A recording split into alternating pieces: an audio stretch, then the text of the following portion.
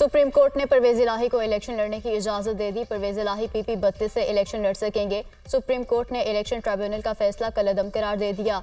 परवेज इलाही कौमी असेंबली की नशिस्तों पर इलेक्शन लड़ने से दस्तबरदार।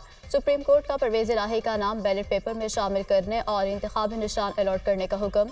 परवेज इलाही के कागजात नामजदगी मुस्तरद होने के खिलाफ अपीलों पर समाअत। इलेक्शन एक्ट की ऐसी तशरीह करनी है जो आवाम को मर्जी के नुमाइंदे मुंतखब करने से महरूम ना करे। जस्टिस अथर में नल्ला के रिमार्क्स। हैरत अंगेज तौर पर एक ही वक्त में परवेज इलाही, मोनस इलाही और केसरा इलाही की अनडिक्लेयर्ड जायदाद निकल आई।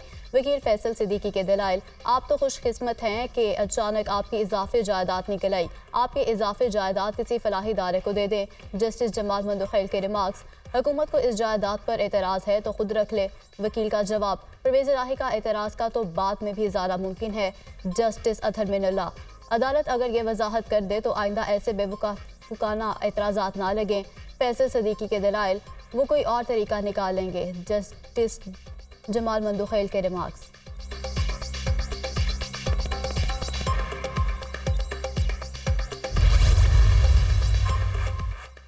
सुप्रीम कोर्ट ने शौकत बसरा और सनम जावेद को भी इलेक्शन लड़ने की इजाजत दे दी। शौकत बसरा NA 163 बहावल नगर से उम्मीदवार हैं।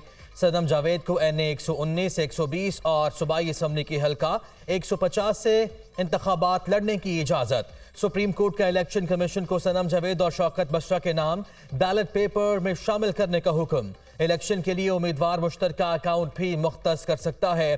कानून में मुश्तरका अकाउंट पर कोई पाबंदी नहीं है। जस्टिस मुनीब अख्तर के रिमार्क्स। शौकत बसरा ने मीडिया से गुफ्तगू में कहा, बानी PTI हमारे बच्चों की जंग लड़ रहा है, हमें लेवल प्लेइंग फील्ड नहीं सिर्फ फील्ड दें। मफरूर होने की बुनियाद पर किसी को इलेक्शन लड़ने से नहीं रोका जा सकता। इलेक्शन लड़ना बुनियादी हक है। सुप्रीम कोर्ट ने NS 87 खुशाब से आज़ाद उम्मीदवार उमर असलम को इलेक्शन लड़ने की इजाज़त दे दी। मफरूर शख्स इलेक्शन नहीं लड़ सकता। बता दें कहाँ लिखा है। इलेक्शन का फैसला अवाम ने करना है। अवाम के हुक्म मुतासिर हो रहे हैं। एहतसाब अवाम ने करना है, इलेक्शन कमीशन ने नहीं। जस्टिस अथर में नल्ला के रिमार्क्स। उमर असलम के 9 मई के मुकदमात में मफरूर होने की बुनियाद पर कागजात नामजदगी मुस्तरद किए गए थे। जस्टिस मंसूर अली शाह की सरबराही में कायम 3 रुकनी बेंच ने समाअत की। सुप्रीम कोर्ट ने NA 49 अटक से ताहिर सादिक को भी इलेक्शन लड़ने की इजाज़त दे दी। ताहिर सादिक ने लाहौर हाई कोर्ट के फैसले के खिलाफ सुप्रीम कोर्ट से रुजू किया था।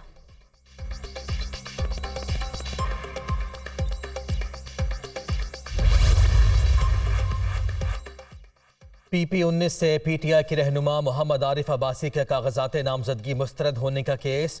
सुप्रीम कोर्ट ने इलेक्शन ट्रिब्यूनल का फैसला बरकरार रखते हुए अपील खारिज कर दी। दरखास्त गुजार ने 2 फौजदारी मुकदमात होने के बावजूद जमानत के लिए किसी अदालत से रुजू नहीं किया। दोनों मुकदमात का कागजात नामजदगी में भी जिक्र नहीं किया।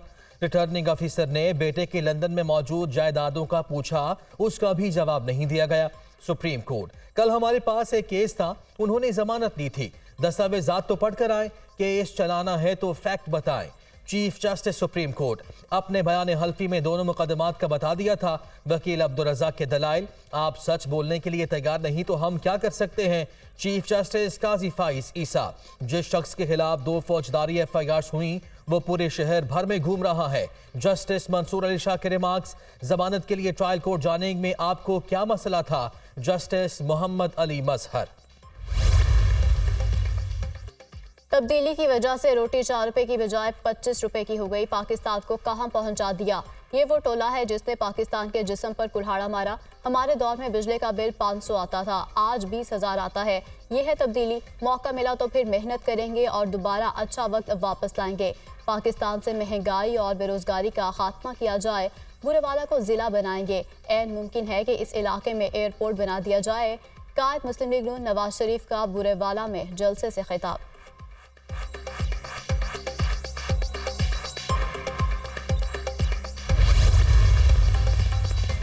नवाज शरीफ पर तनकीद करने वाले जहां से आए हैं वहां स्कूलों में मवेशी बंद हैं। उनको जलसे करने में मुश्किल होती है क्योंकि उनके आगे पीछे नून लीग के तरक्याती मंसूबे होते हैं। तमाम जमातों ने जनूबी पंजाब को अपनी सियासत के लिए रखा है, लेकिन नून लीग ने यहाँ के लोगों की खिदमत की। उस्मान बुज़दार को कोई नहीं जानता था। वो कहते थे, मैं पंजाब में शहबाज शरीफ लगा हुआ हूँ। मुफ्त तालीम, मुफ्त इलाज और महंगाई को कम करना हमारा मंशूर है। चीफ ऑर्गेनाइजर मुस्लिम लीग नून मरियम नवाज का बुरेवाला में जलसे से खिताब।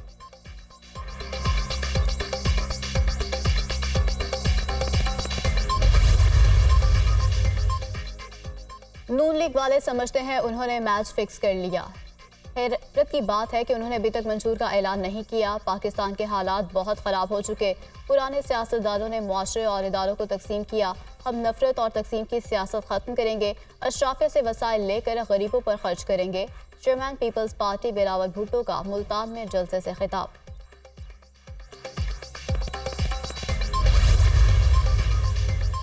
इंतखाबात में वोट का दुरुस्त इस्तेमाल करके अपना मुस्तकबिल खुद तराशना होगा। पाकिस्तान में एक भी काम शरीयत के मुताबिक नहीं।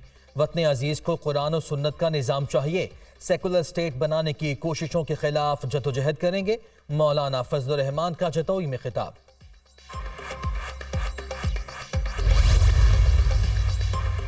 इलेक्शन कमीशन का ज़ाब्ता इखलाक की खिलाफ वर्जी पर मेयर कराची को मरासला। मुर्तज़ा वहाब को एक सियासी जमात को सपोर्ट करने पर मरासला जारी किया गया। इलेक्शन कमीशन ने कल तक वजाहत तलब कर ली। वजाहत ना देने पर मेयर कराची के खिलाफ कार्रवाई होगी। मरासले का मतन।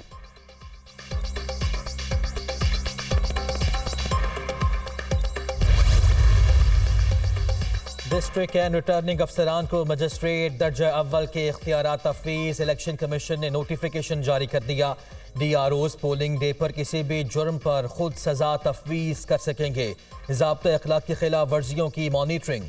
मर्दान में NA 23 के उम्मीदवार आकिब इस्माइल को 50,000, बनू में ANP के KP के 99 से उम्मीदवार नूरानी खान को 10,000 रुपये जुर्माना। चारों सूबों में अब तक मजमूई तौर पर 24 उम्मीदवारों, चेयरमैन और डिस्ट्रिक्ट चेयरमैन को जुर्माने हो चुके।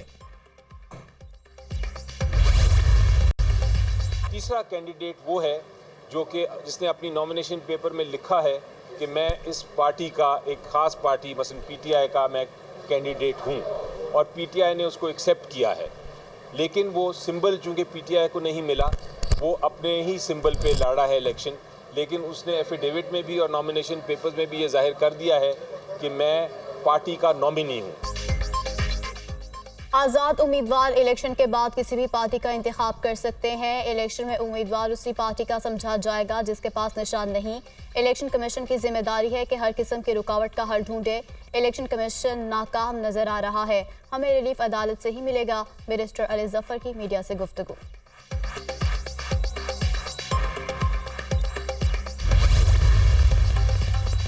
मुस्लिम लीग नून मंशूर का ऐलान कल करेगी। मंशूर का उन्वान पाकिस्तान को सच्चे मंशूर से नवाज दो। पाकिस्तान को नवाज दो। 9 मई वाले नहीं, 28 मई वाले हैं। नून लीग का बयानिया होगा। SIFC से जुड़े तमाम प्रोजेक्ट्स को लेकर चलने का वादा भी नून लीग के मंशूर में शामिल। आवाम को रिलीफ देने के शॉर्ट टर्म और लॉन्ग टर्म मंसूबे। बिजली के भारी बिलों में फौरी रिलीफ के मंसूबे का भी वादा। मंशूर से मुतालिक तकरीब में नवाज शरीफ मेहमान खुसूसी होंगे। शहबाज शरीफ, मरियम नवाज, हमजा शहबाज और दीगर रहनुमा भी शरीक होंगे। नैब में इस्लाहात का पहला मरहला। शिकायत पर फौरी कार्रवाई के लिए नए कवायद और जवाबित जारी। गुमनाम, नाकिस और गैर संजीदा दरखास्तों पर कोई कार्रवाई नहीं होगी। झूठे दरखास्त दहिंदगान के खिलाफ कानूनी कार्रवाई की जा सकेगी। केसेस की तशखीस के दौरान इल्ज़ाम को जवाब दहिंदा के तौर पर मुखातिब किया जाएगा। जवाब दहिंदा का नाम सीगाए राज में रखा जाएगा। उनकी इज्जत नफ्स मजरूर नहीं की जाएगी। दरखास्त दहिंदा को इल्ज़ामात की तस्दीक के लिए हल्फनामा देना होगा। सरकारी मुलाजमीन के खिलाफ तहकीकात के लिए मुतल्लिका सिविल सेक्रेटेरिएट में एहतसाब सहूलत सेल कायम होंगे। कारोबारी अफराद के खिलाफ दरखास्तों के लिए चैम्बर ऑफ कॉमर्स और कारोबारी तंजीमों के नुमाइंदगान पर मुश्तमिल सेल बनाए जाएंगे।